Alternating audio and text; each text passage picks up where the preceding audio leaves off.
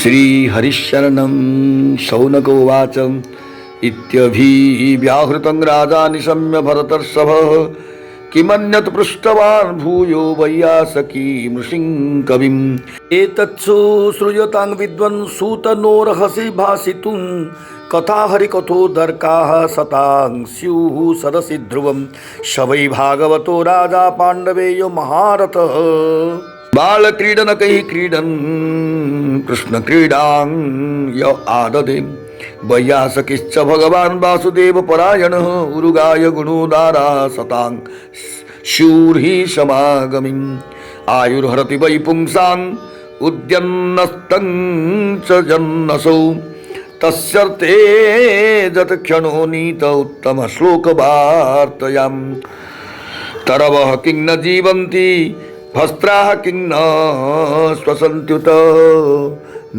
खादन्ति न मेहन्ति किं ग्राम पशवो परिं स्ववीर्बराहोष्टकरैः संस्तुतः पुरुषः पशुः न यत्कर्णपथोपेतो जातु नाम गदाग्रजः बिलेवतोरुक्रमविक्रमाञ्जे न शृण्वतः कर्णपुटे नरस्य जिह्वा सती दार्दुरिकेव सूत न चोपगायत्युरुगाय गाथः भारपरं पट्टकिरीटजुष्टः मप्युत्तमङ्गं नमिन्मुकुन्दं शावो करो नो कुरुत सपर्यां हरेर्लसत्काञ्चन कङ्कणो वाम् बर्हायिते ते नयने नराणं लिङ्गानि विष्णुर्न निरीक्षतो ये पादौ नृणान्तौ द्रुमजन्मभाजौ क्षेत्राणि नानुव्रजतो हरेर्जौ जीवोत्सवो भागवतङ्घ्रिरेणु न जातुमर्त्योऽभिलभेत जस्तुं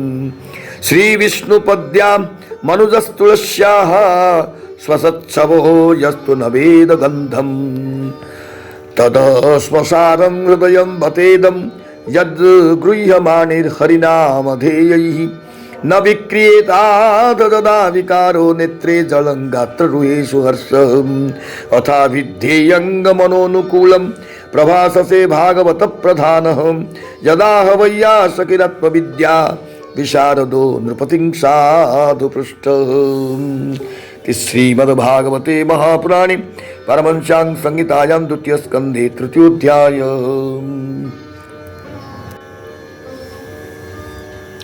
पांडुनंदन महारथी राजा परीक्षित बड़े भक्त थे। बाल्यावस्था में खिलौनों से खेलते समय भी वे श्री कृष्ण लीला का ही रस लेते थे।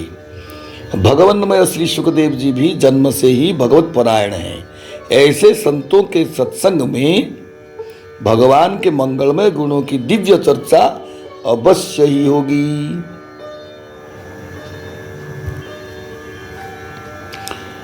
जिसका समय भगवान श्री कृष्ण के गुणों के गान अथवा श्रवण में व्यतीत हो रहा है, उसके अतिरिक्त सभी मनुष्यों की आयु व्यर्थ जा रही है। ये भगवान सूर्य प्रतिदिन अपने उदय और अस्त से उनकी आयु छीनते जा रहे हैं। क्या वृक्ष नहीं जीते? क्या लोहार की धोंकनी सांस नहीं लेती? गांव के अन्य पालतू पशु क्या मनुष्य पशु की तरह खाते पीते या मैथुन नहीं करते? जिसके कान में भगवान श्री कृष्ण की लीला कथा कभी नहीं पड़ी, वह नर पशु कुत्ते, ग्राम सूकर, ऊंट और गधे से भी गया बीता है। सूत जी, जो मनुष्य भगवान श्री कृष्ण की कथा कभी नहीं सुनता, उसके कान बिल के समान है। जो जीव भगवान की लीलाओं का गायन नहीं करती, वह मेढक की जीव के समान टर टर करने वाले हैं। उसका तो न रहना ही अच्छा है। जो सिर कभी भगवान श्री कृष्ण के चरण में झुकता नहीं, वह रेशमी वस्त्र से सुशोभित, सुसज्जित और मुकुट से युक्त होने पर भी बोझा मात्र ही हैं। जो हाथ भगवान की सेवा पूजा नहीं करते, वे सोने के कंगन से भूषित होने पर भी मुर्दे के हाथ हैं। जो आंखें भगवान की याद दिलाने वाली मूर्ति, तीर्थ, नदी आदि का दर्शन नहीं करती, वे मोरों की पंखों में बने हुए आंखों के चिन्ह के समान निरर्थक हैं। मनुष्यों के वे पैर, चलने की शक्ति रहने पर भी न चलने वाले पैर पेड़ों जैसे ही हैं, जो भगवान की लीला स्थलियों की यात्रा नहीं करते।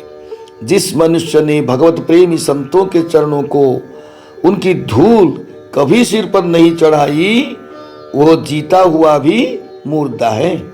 जिस मनुष्य ने भगवान के चरणों पर चढ़ी हुई तुलसी की सुगंध लेकर उसकी सराहना नहीं की, वो श्वास लेता हुआ ही भी श्वास रहित सब है। सुत जी, वो हृदय नहीं लोहा है, जो भगवान के मंगलमय नामों का श्रवण कीर्तन करने पर भी पिघलकर उनकी ओर वो बह नहीं रही जाता। वो हृदय लोहा है, जो भगवान के मंगलमय नामों का श्रवण कीर्तन करने पर भी पिघलकर उन्हीं की ओर बह नहीं जाता। जिस समय हृदय पिघल जाता है, उस समय नेत्रों में आंसू छलकने लगते हैं और शरीर का रोम रोम खिल उठता है। प्रिय सुत जी, आपकी वाणी हमारे हृदय को मधुरता से भर देती है।